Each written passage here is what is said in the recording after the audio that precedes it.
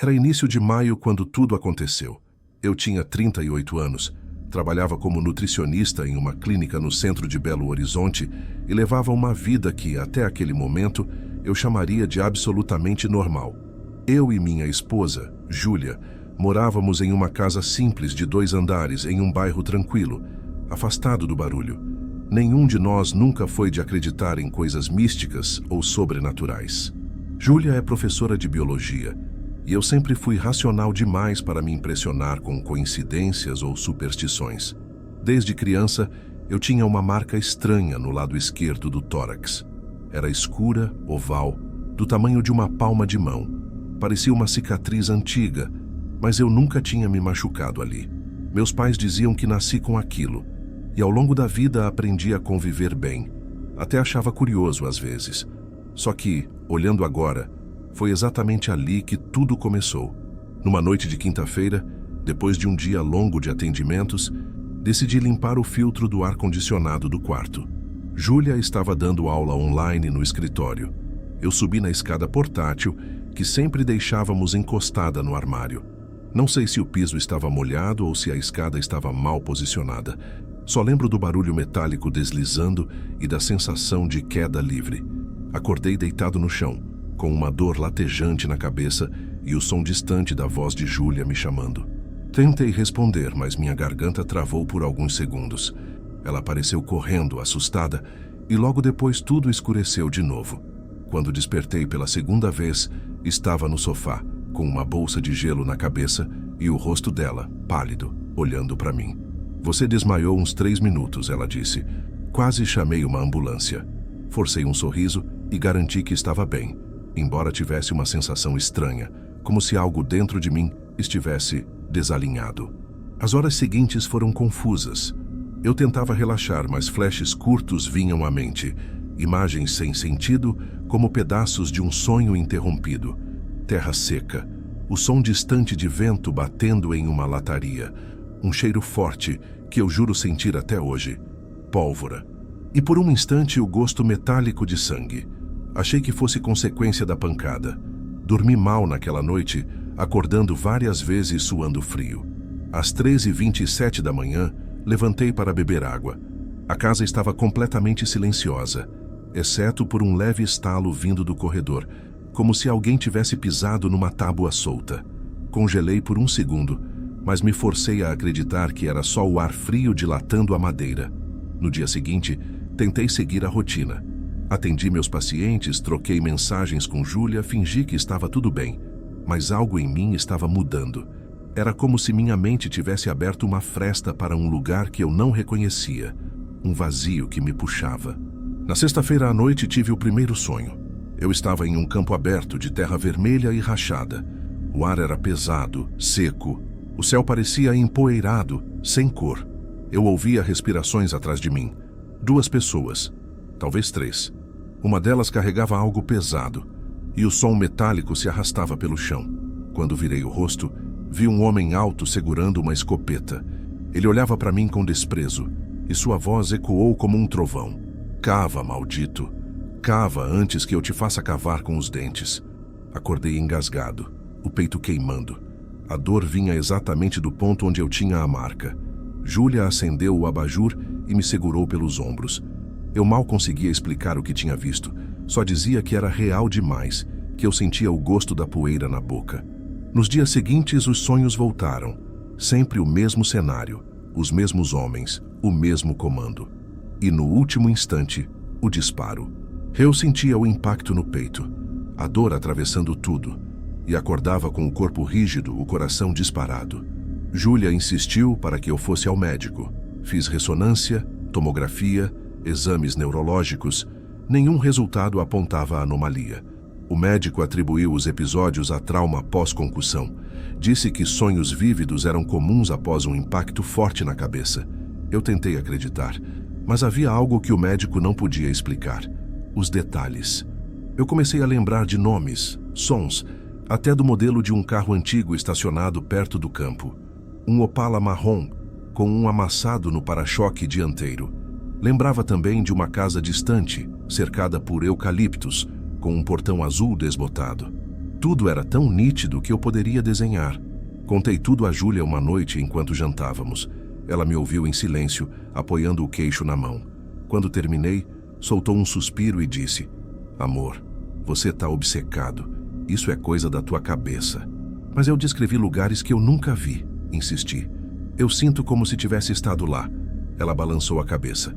"Talvez tenha visto em algum filme ou em alguma viagem antiga. O cérebro mistura memórias. Não significa nada." Por fora, eu tentei concordar, mas por dentro, a convicção crescia. Aquilo não era invenção, era lembrança. Uma madrugada, sentei na beira da cama e comecei a escrever o que lembrava. Nomes, cheiros, sons, o formato da escopeta. A cada linha, o peso aumentava.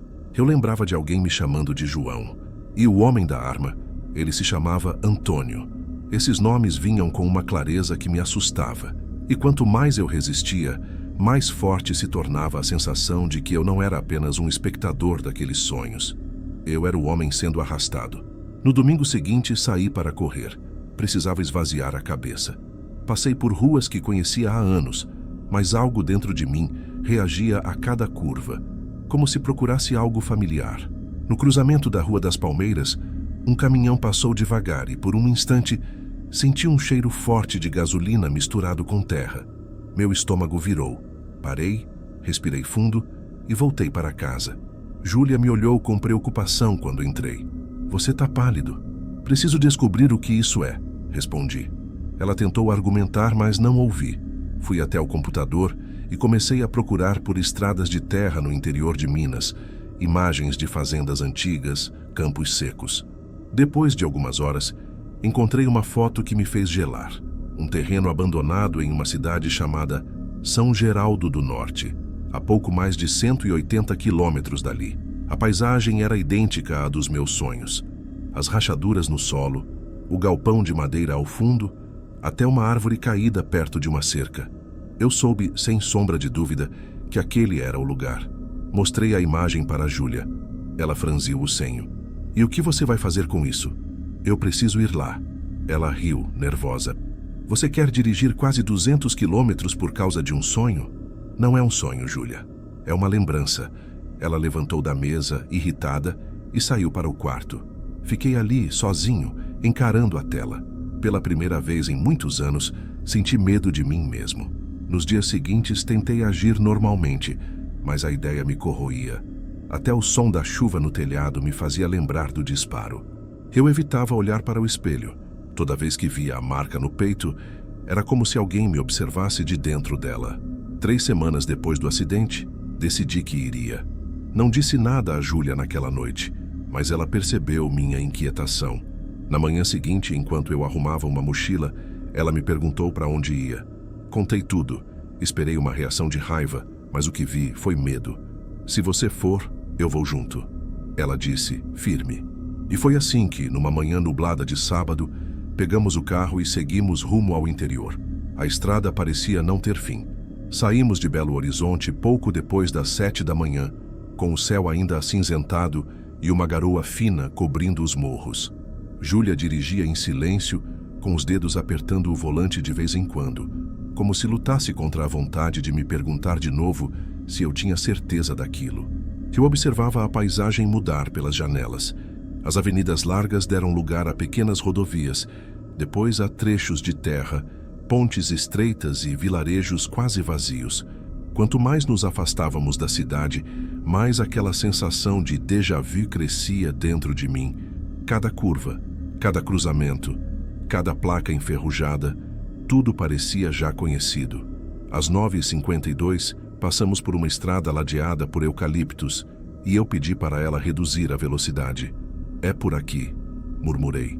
"Eu reconheço essas árvores." Júlia me lançou um olhar de lado, hesitante, mas seguiu minhas instruções. Viramos à esquerda numa estradinha de terra esburacada. O carro balançava, levantando poeira seca. A paisagem parecia esquecida no tempo. Cercas quebradas, casas abandonadas, um galpão caindo aos pedaços.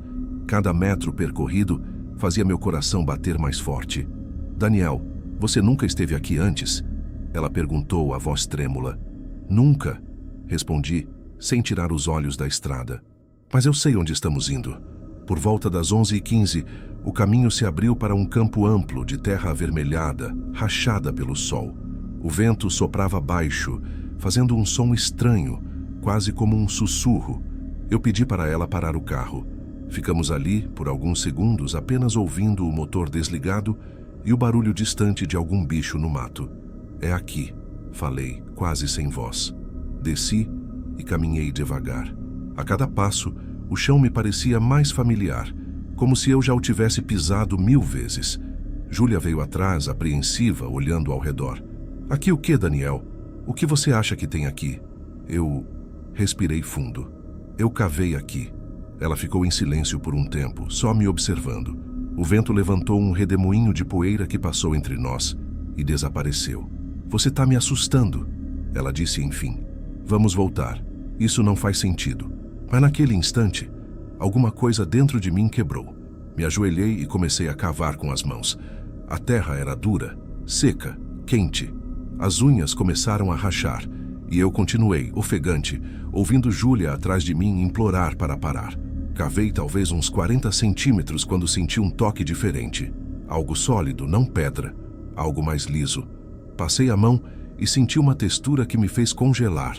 Era algo rígido, curvado, quase polido pelo tempo. Quando limpei a poeira, percebi o formato. Um osso. Júlia deu um grito e se afastou 2 passos. Eu fiquei paralisado, olhando aquilo, o peito latejando no mesmo ponto da mancha escura. Meu Deus, Daniel, o que é isso? Ela chorava. Eu disse... Minha voz saiu rouca.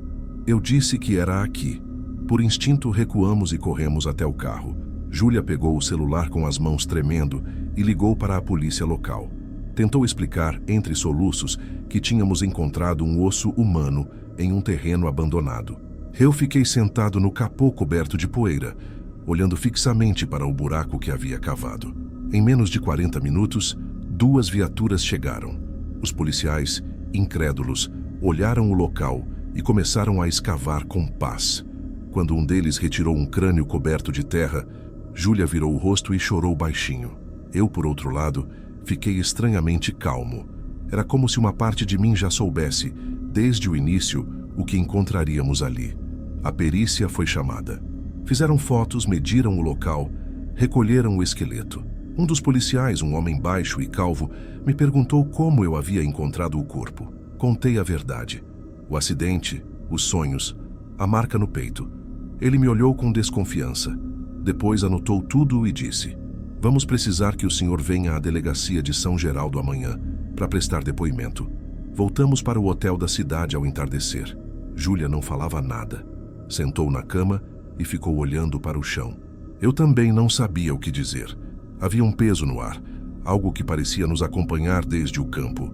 Naquela noite não dormi. Fiquei sentado na janela, observando o silêncio das ruas, tentando entender o que estava acontecendo comigo. Às 2h40 da manhã, vi meu reflexo no vidro e percebi algo que me fez gelar. A mancha no peito parecia mais escura, mais marcada. Toquei o local e senti dor. O dia seguinte foi longo. Na delegacia, o delegado nos recebeu com um olhar cético. A perícia havia confirmado que os ossos eram humanos e que o corpo parecia ter sido enterrado há várias décadas. Falaram também que havia sinais claros de ferimento por arma de fogo no tórax. Quantos anos exatamente? Perguntei. Pelas estimativas, uns 40, respondeu o delegado folheando papéis. E o mais curioso, junto ao corpo encontramos uma escopeta velha, calibre 12, toda enferrujada. O coração quase saiu pela boca. Eu sabia. Sabia antes mesmo que ele dissesse. Quando me perguntaram se eu lembrava de algum nome, respondi sem pensar. João. O nome dele era João. O delegado ergueu as sobrancelhas. João? Sim, falei, sentindo um arrepio na nuca. E o homem que atirou nele se chamava Antônio. Houve um silêncio pesado na sala. Júlia me encarava pálida, e o delegado apenas fechou o caderno de anotações. O senhor tem noção do que está dizendo? Assenti. Eu tenho. 2 dias depois, recebemos uma ligação da polícia. Haviam cruzado dados antigos de desaparecimentos na região. Em 1983, um homem chamado João, então com 29 anos, havia sido dado como desaparecido. Trabalhava numa fazenda próxima e foi visto pela última vez entrando em um carro marrom acompanhado de 2 outros homens. O caso nunca teve desfecho. O corpo bate com a época e a descrição, disse o delegado. Só falta confirmar por DNA, mas as chances são grandes. Júlia começou a chorar. Eu, não. Fiquei imóvel com o telefone na mão, ouvindo minha própria respiração. E o tal Antônio? Perguntei. O registro mostra um fazendeiro com esse nome, que vive até hoje aqui perto. O senhor o conhece? Engoli em seco. Eu acho que sim. No dia seguinte, a polícia local foi até a propriedade do homem. Júlia insistiu para que eu não fosse, mas eu precisava ver. Ficamos dentro do carro, estacionados do outro lado da estrada, observando de longe, enquanto as viaturas entravam pelo portão enferrujado. O tempo parecia parado. Um policial foi até a casa, bateu à porta. Alguns minutos depois, um homem idoso de cabelo ralo e expressão cansada apareceu. Quando mostrou a ele uma foto minha, o velho empalideceu. Cambaleou um passo para trás e segurou a parede. Os policiais contaram depois que ele disse, com a voz quase inaudível: "Não pode ser, eu matei você." Fiquei olhando para aquela cena à distância, sem conseguir respirar direito. O homem foi levado para a delegacia. Horas depois, confessou o crime. Disse que João o havia traído num negócio de gado e que, tomado pela raiva, mandou 2 capangas levarem o rapaz para o campo e resolverem o problema. Tudo que eu tinha visto, tudo que eu tinha descrito, o local, o portão azul, o carro marrom, o tiro no peito, tudo se confirmava. Júlia segurou minha mão no carro, os olhos cheios de lágrimas. "Meu Deus, Daniel, como você sabia disso?" Eu não respondi, porque eu também não sabia.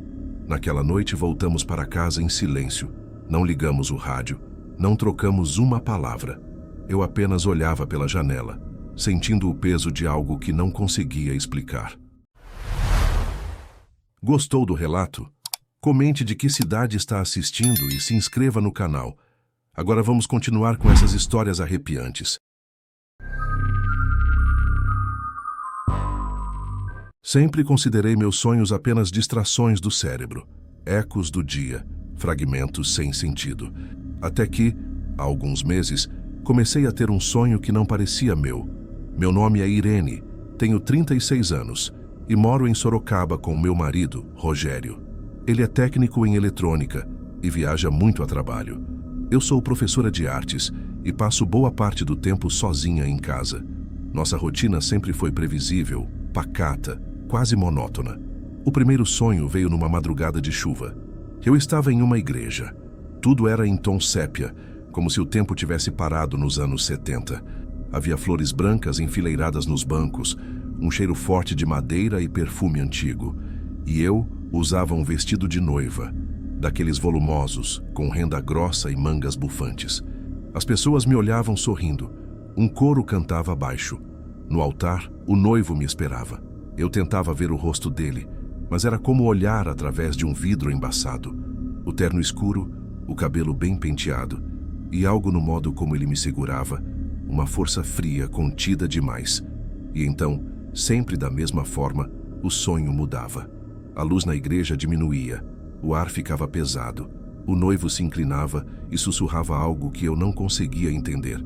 Depois uma dor no peito, um golpe seco, o vestido ficando vermelho. Acordei gritando. Rogério acendeu o abajur, assustado. "Foi só um sonho, Irene", ele disse, me abraçando.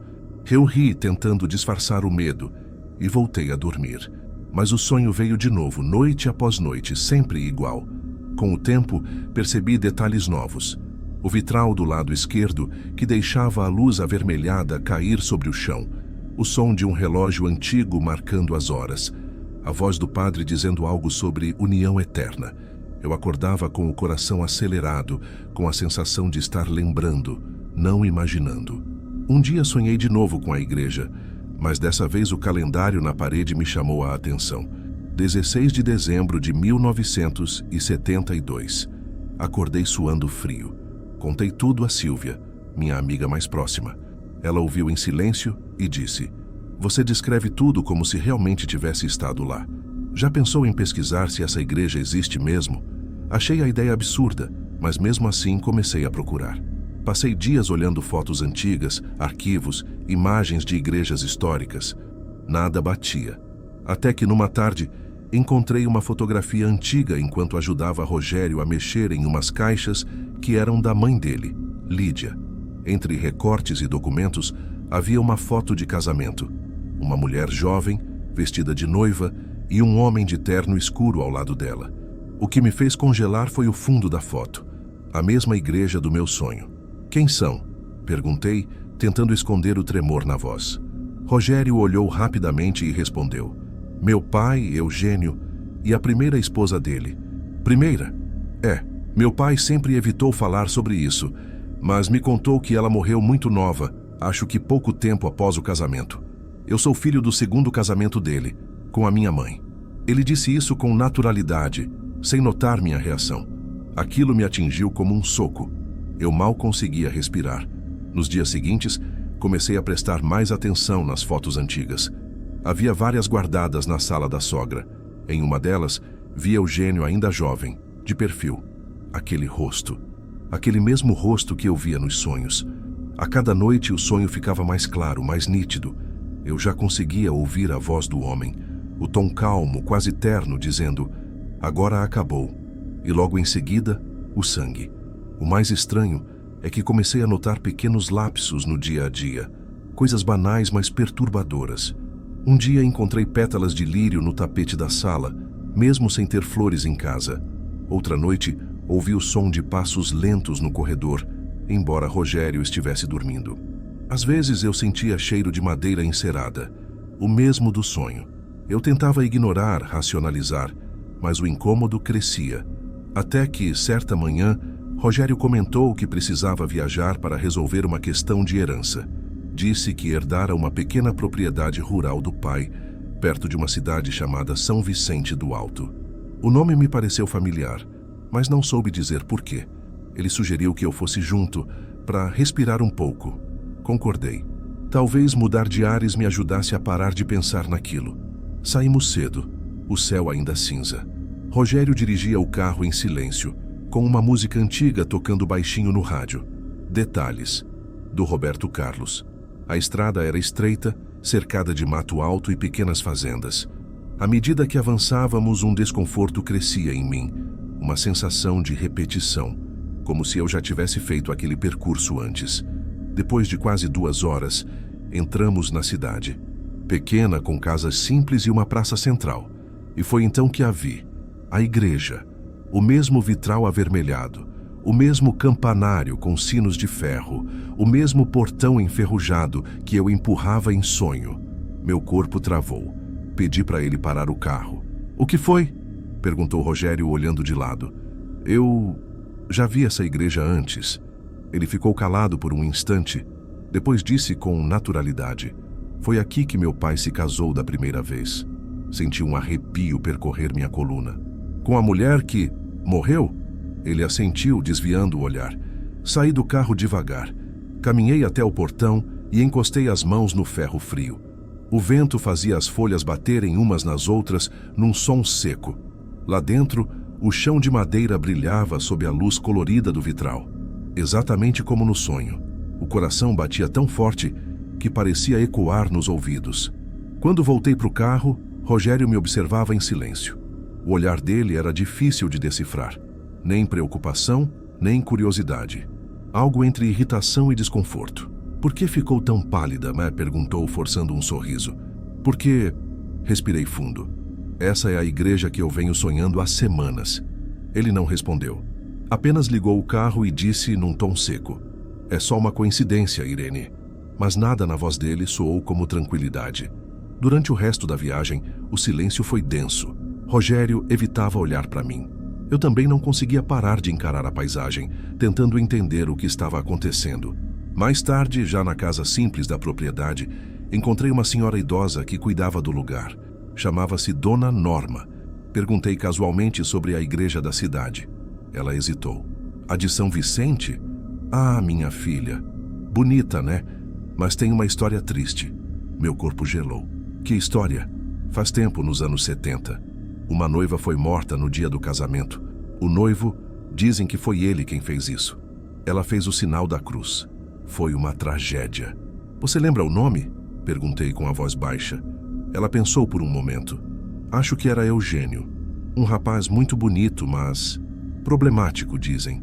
Senti o chão sumir sob meus pés. Voltei para casa em silêncio. À noite, Rogério dormia profundamente, mas eu fiquei acordada. A janela rangia e o vento soprava de leve, trazendo aquele cheiro de madeira antiga e lírios. Tentei me convencer de que tudo era coincidência, mas no fundo, eu já sabia que não era. Aquela mulher morta, a noiva, não era uma invenção da minha cabeça. E de algum modo, por algum motivo que eu ainda não entendia, eu estava revivendo o que aconteceu com ela. Naquela noite, eu dormi mal. O sonho voltou, só que dessa vez, mais longo. Eu via o corredor da igreja, os convidados levantando, o cheiro das flores. E quando o noivo levantava o rosto, eu percebia o detalhe mais perturbador. Ele era idêntico ao meu marido. Acordei com o coração acelerado, coberta de suor. O relógio marcava 3h17 da madrugada. Do outro lado da cama, Rogério dormia de lado, o peito subindo e descendo devagar. A sombra da cortina desenhava linhas no rosto dele, e por um segundo, eu juro que vi o rosto de outro homem ali. O rosto do sonho. Na manhã seguinte, decidi sair sozinha. Fui até o centro da cidade, sem saber exatamente o que procurar. Entrei numa padaria antiga, dessas que ainda tem balcão de madeira e cheiro de café torrado. Perguntei se alguém lembrava de um casamento trágico que havia acontecido ali nos anos 70. O atendente, um senhor de bigode branco, abaixou o olhar por um instante antes de responder. Aquele do Eugênio, né? Todo mundo lembra. Aquilo foi feio. Ele matou a noiva? Perguntei, sentindo a garganta secar. Dizem que sim. Ciúmes, sabe? A moça chamava Cláudia. Costurava para fora, fazia vestido de festa. Bonita, educada. Dizem que tentou fugir antes da cerimônia. Saí de lá com as pernas bambas. Na rua o sol era forte, mas eu sentia frio. O vento levantava o pó da estrada e o som dos sinos da igreja parecia o mesmo dos meus sonhos. Quando voltei para casa, Rogério estava na varanda, olhando o quintal. O cigarro queimava entre os dedos. "Onde você foi?" perguntou. "Só dei uma volta." Menti. Ele assentiu devagar, mas os olhos continuaram em mim. Um olhar silencioso, calculado. À noite, enquanto ele tomava banho, não resisti e voltei às caixas antigas do pai dele. Encontrei um envelope pardo cheio de recortes de jornal e fotografias. Um deles trazia a manchete: "Tragédia em cerimônia. Noiva é morta pelo próprio marido, fazendeiro local." Abaixo, uma foto pequena e amarelada da igreja. No canto da imagem, o rosto da noiva. E quando vi, o ar me faltou.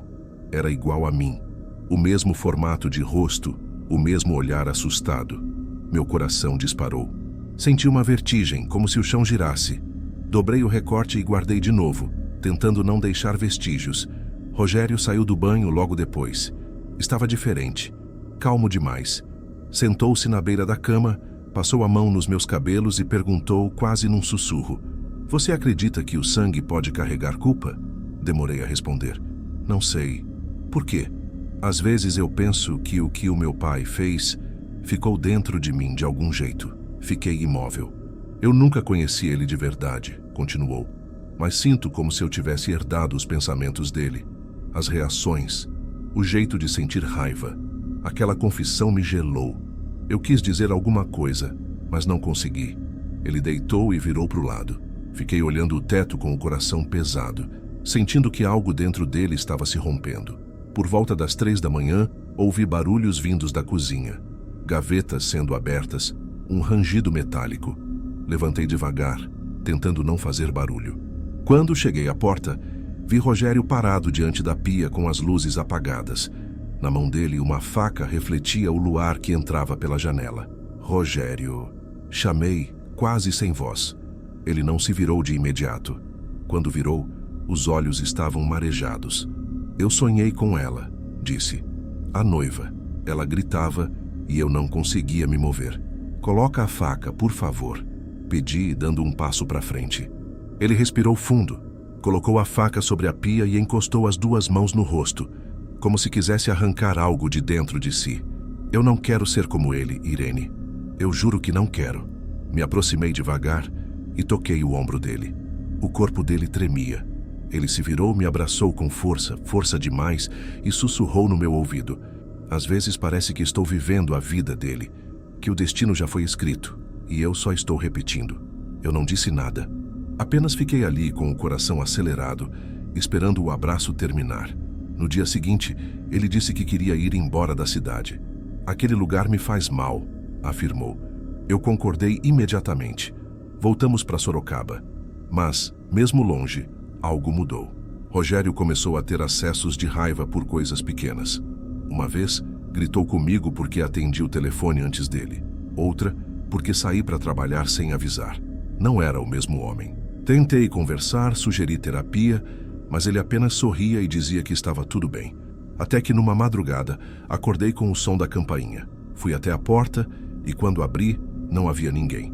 Apenas um buquê de lírios brancos no chão. As mesmas flores do sonho. O cheiro era idêntico.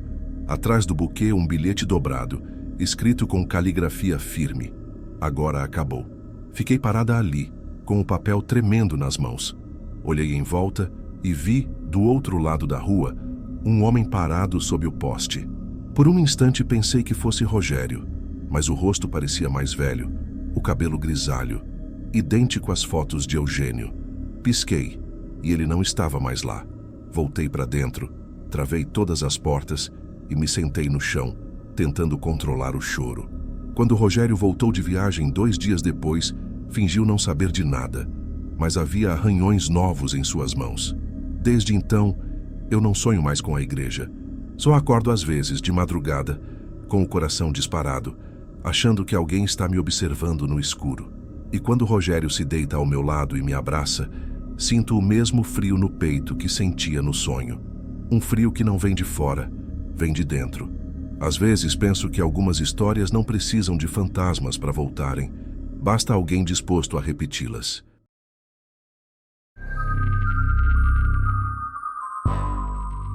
Eu nunca achei que coisas assim pudessem realmente acontecer. Quando ouvia histórias sobre crianças dizendo coisas estranhas, eu pensava que era imaginação, influência de desenhos ou pura coincidência, até começar a acontecer comigo. Na época, eu trabalhava em casa atendendo clientes pelo computador, enquanto meu marido passava o dia fora.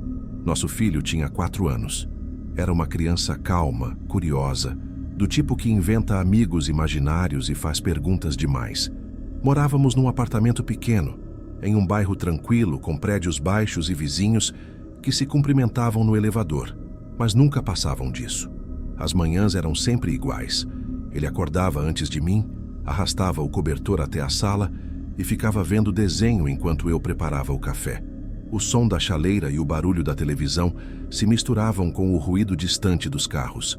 Eu gostava daquela rotina. Era previsível, segura. Mas foi numa dessas manhãs comuns que ouvi ele dizer pela primeira vez o nome que eu nunca tinha mencionado. Eu estava na cozinha e ele, no tapete da sala, cercado de brinquedos. Ouvi ele rir, como se estivesse conversando com alguém, e depois dizer: "O Otávio faz diferente. A mãe dele deixa ele brincar até tarde." Fiquei curiosa. Perguntei quem era Otávio, e ele respondeu com a naturalidade de quem fala sobre um colega da escola. Ele mora na Casa Azul com o papai dele e o Quiro. Não dei importância na hora. Achei que fosse algum personagem de desenho ou um amigo que ele inventou. Crianças fazem isso. Durante os dias seguintes, ele começou a mencionar esse tal Otávio com frequência. Otávio não gosta de sopa. Otávio tem um cachorro branco. Otávio dorme no carro quando o pai dirige rápido. Essas frases vinham soltas, sem contexto. Eu sorria, fingia interesse e deixava passar. Mas com o tempo, comecei a reparar nos detalhes. Ele não falava do Otávio como quem imagina. Falava como quem se lembra. As descrições eram muito específicas, muito coerentes para um menino daquela idade. Uma noite, enquanto eu o colocava para dormir, ele perguntou se o Quiro podia vir brincar com ele. Eu perguntei quem era Quiro e ele respondeu meio sonolento: "O cachorro do Otávio. Ele sabe voltar para casa sozinho." Eu ri, ajeitei o cobertor e dei boa noite. mas aquele nome ficou rodando na minha cabeça por horas. Kiro não era comum. Nunca tínhamos conhecido ninguém com esse nome. E ele nem assistia nada com personagens assim. Alguns dias depois, a professora da creche me chamou para conversar. Disse que ele andava distraído, que às vezes falava de uma outra casa e que insistia que ela ficasse de luz acesa, porque lá no carro fica escuro demais. Eu ri, tentando disfarçar o incômodo. Expliquei que ele tinha uma imaginação fértil. A professora pareceu entender, mas comentou: ele fala desses nomes como se fossem pessoas de verdade. Até descreveu o cachorro. Disse que o pai do menino chamava Saulo e a mãe, Nádia. Saí da creche com um nó no estômago. Ele nunca tinha ouvido esses nomes em casa. Naquela noite, quando meu marido chegou, contei a história. Ele deu de ombros, dizendo que era fase, que eu estava dando atenção demais. Mas era difícil ignorar. As conversas começaram a mudar de tom. Antes eram comentários soltos. Depois passaram a soar íntimos. Uma tarde estávamos montando um quebra-cabeça na sala. E ele, sem tirar os olhos das peças, disse: a mãe do Otávio também gosta de chá. Ela tomava todo dia, mas queimou a mão uma vez quando o carro balançou. Eu parei de encaixar as peças. Perguntei o que ele queria dizer com aquilo e ele respondeu simplesmente: o carro capotou. Meu coração acelerou. Perguntei onde ele ouviu isso e ele pareceu confuso, como se eu estivesse perguntando algo óbvio. Eu vi, Ele voltou a montar o quebra-cabeça, completamente calmo, enquanto eu sentia o ar sumir da sala. Nos dias seguintes, comecei a reparar em coisas que antes passavam despercebidas. Às vezes ele acordava no meio da noite e ficava sentado na cama, olhando para o nada. Quando eu perguntava o que houve, ele dizia que ouviu o Kiro latir. Outras vezes, chamava por nomes que eu não conhecia, como se estivesse chamando alguém de volta. Meu marido dizia que era normal, que crianças sonham e misturam fantasia com realidade. Mas havia algo diferente ali. Eu sentia. Uma madrugada, acordei com um barulho vindo da sala. Passos pequenos, o arrastar de brinquedos. Levantei devagar, tentando não fazer ruído. Quando cheguei perto, vi a luz azulada da TV iluminando o rosto dele. Ele estava sentado no tapete, olhando fixamente para a tela desligada. Sussurrava algo que não conseguia entender. Chamei seu nome e ele virou lentamente a cabeça. Ele tá preso, mamãe. Minha pele arrepiou inteira. Quem, filho? O Otávio. Ele não consegue sair do carro. Na manhã seguinte, ele não lembrava de nada. Agia como se a noite anterior não tivesse existido. Foi ali que comecei a anotar tudo. Cada frase, cada detalhe. Queria entender o que estava acontecendo. Se era imaginação ou se havia alguma explicação mais simples. Durante o trabalho, pesquisei nomes aleatórios. Otávio, Saulo, Nádia, Kiro, só por curiosidade. Mas não encontrei nada que fizesse sentido. Deixei para lá. Até que, algumas semanas depois, estávamos voltando de carro de um supermercado novo e ele apontou para uma rua lateral dizendo: é ali, a Casa Azul. Olhei pela janela. De fato, havia uma casa azul, pequena com o muro descascado e o portão de ferro enferrujado. Perguntei como ele sabia daquilo. Eu morava ali, respondeu, como se fosse a coisa mais natural do mundo. O silêncio dentro do carro foi absoluto. Eu devia ter esquecido aquela cena.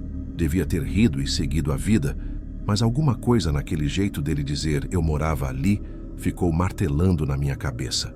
Era o tipo de frase que, quando você lembra, parece ecoar diferente a cada vez, como se houvesse um sentido que você não percebeu de primeira. Naquela mesma noite, depois que ele dormiu, fiquei sozinha na cozinha, olhando o mapa do bairro no celular. Queria entender se aquela rua que ele apontou era mesmo próxima de onde morávamos. E era. Uns 10 minutos de carro no máximo. Abri o aplicativo de imagens de rua, curiosa para ver a tal casa azul. As fotos mostravam uma casa simples, com um carro antigo parado na frente. Na data da imagem dizia 2013. A cor da parede parecia desbotada e o portão estava levemente torto. Pensei em procurar o endereço completo, descobrir quem morava ali só para matar a curiosidade. Mas algo em mim hesitava, uma sensação de estar invadindo algo que devia ficar quieto. Nos dias seguintes, tentei ignorar o assunto. Voltei à rotina tentando manter a casa leve, mas o comportamento dele começou a mudar. Ele ficava mais calado, observando as pessoas na rua pela janela, como se esperasse reconhecer alguém. Às vezes, eu o encontrava sentado no chão do quarto, desenhando ou mexendo nos brinquedos, e percebia que falava sozinho num tom baixo, como se explicasse algo a alguém invisível. Um dia vi que ele estava rabiscando um carrinho num papel. Perguntei o que era, e ele respondeu: o do Otávio, aquele que tinha a roda torta. Achei curioso. Perguntei onde tinha visto esse carrinho, e ele disse com simplicidade: no carro antes dele virar. Fiquei sem reação. A frase me soou errada, deslocada. Perguntei o que queria dizer com virar, e ele, distraído, respondeu: quando o carro caiu na rua errada. A mãe dele gritou muito. Ele voltou a desenhar como se nada tivesse acontecido, enquanto eu sentia o corpo inteiro gelar. Não parecia invenção. Não era o tipo de coisa que uma criança inventa para chamar atenção. Era como se ele estivesse lembrando de algo. Numa manhã de sábado, resolvi tirar a dúvida. Meu marido estava trabalhando e o pequeno brincava no sofá. Peguei o celular e, sem dizer nada, digitei o nome da rua e acidente no buscador. O resultado apareceu rápido com uma manchete antiga de um jornal local. Família morre em colisão na Estrada do Norte. Carro capotou e pegou fogo. Pai, mãe e filho de 8 anos estavam a caminho de casa. Meu corpo inteiro travou. A data era o mesmo dia do nascimento do meu filho. O mesmo dia. Cliquei na matéria. Havia uma foto do carro destruído e outra da casa azul, cercada por fitas amarelas. Li e reli o texto, sentindo o estômago embrulhar. Os nomes eram os mesmos que ele dizia: Saulo, Nádia e o filho Otávio. O cachorro havia sobrevivido, encontrado dias depois, vagando pela estrada. Eu não conseguia respirar direito. Fechei o celular, apaguei o histórico e fiquei parada, olhando para o nada. Tentei me convencer de que era coincidência. Crianças ouvem nomes em qualquer lugar. Veem placas, conversas de adultos. Talvez tivesse captado alguma coisa e transformado em fantasia. Mas a coincidência era grande demais. Naquela noite, enquanto ele dormia, fui até seu quarto e observei por um tempo. Ele dormia tranquilo, respirando leve, abraçado ao travesseiro. Tudo parecia tão normal que comecei a me sentir ridícula. Apaguei a luz e saí. Por volta das 3 da manhã, acordei com um som baixo vindo do corredor. Algo entre um choro contido e uma respiração acelerada. Fui até lá. A porta do quarto dele estava entreaberta e dentro estava escuro. Empurrei devagar e acendi a luz. Ele estava de pé, virado para a parede com a testa encostada nela. Chamei seu nome, mas ele não respondeu. Fui até ele, toquei em seu ombro e ele se virou devagar, com os olhos cheios d'água. Eles estavam me chamando, murmurou. Dizem que eu devia ter ido junto. Fiquei imóvel. Ele se agarrou em mim, tremendo, e chorou até dormir de novo. Eu não consegui dormir mais. No dia seguinte, levei-o ao pediatra. O médico me ouviu com paciência e sugeriu observar, sem forçar perguntas. Disse que crianças misturam lembranças e imaginação, que talvez ele tenha ouvido algo e reproduzido. Saí de lá um pouco mais tranquila, tentando acreditar, mas o tempo não apagou o desconforto. Os meses seguintes foram uma tentativa constante de voltar à normalidade. Ele começou a falar menos daqueles nomes e eu, aliviada, evitei tocar no assunto. Até que um dia, voltando da escola, passamos novamente pela região da Casa Azul. O imóvel parecia abandonado. Vidros quebrados, pintura descascando, mato alto. Eu nem percebi que ele estava olhando, até ouvir sua voz suave. Agora eles foram embora. Olhei para ele e ele continuou ainda encarando a casa. Mas o cachorro ficou. Naquela noite, meu marido chegou mais tarde do que o costume. Disse que o carro teve um problema e precisou esperar o guincho. Enquanto ele contava, eu lembrava do acidente da família. Um carro que havia capotado numa estrada próxima. Sem querer, comecei a associar tudo. O medo não era mais algo que eu via. Era algo que eu sentia, enraizado. Alguns dias depois, a escola pediu que os pais mandassem desenhos feitos pelas crianças para uma exposição. Enquanto separava as folhas, encontrei um que me fez gelar. Era um carro virado, cercado por fogo, com 3 figuras dentro. No canto inferior, ele havia desenhado um cachorro branco, correndo. No verso da folha, estava escrito com letras tortas: A família do carro azul. Levei o desenho até a professora, que ficou visivelmente desconfortável. Disse que ele desenhou aquilo em silêncio, sem rir, sem explicar. Ela perguntou se havia acontecido algo em casa. Eu disse que não, que estava tudo bem. Mas por dentro não estava. Desde então, me peguei pensando no que é memória, no que é coincidência e no quanto podemos realmente entender do que se passa na cabeça de uma criança. Nunca mais toquei no assunto. Ele cresceu e aos poucos parou de mencionar a outra família.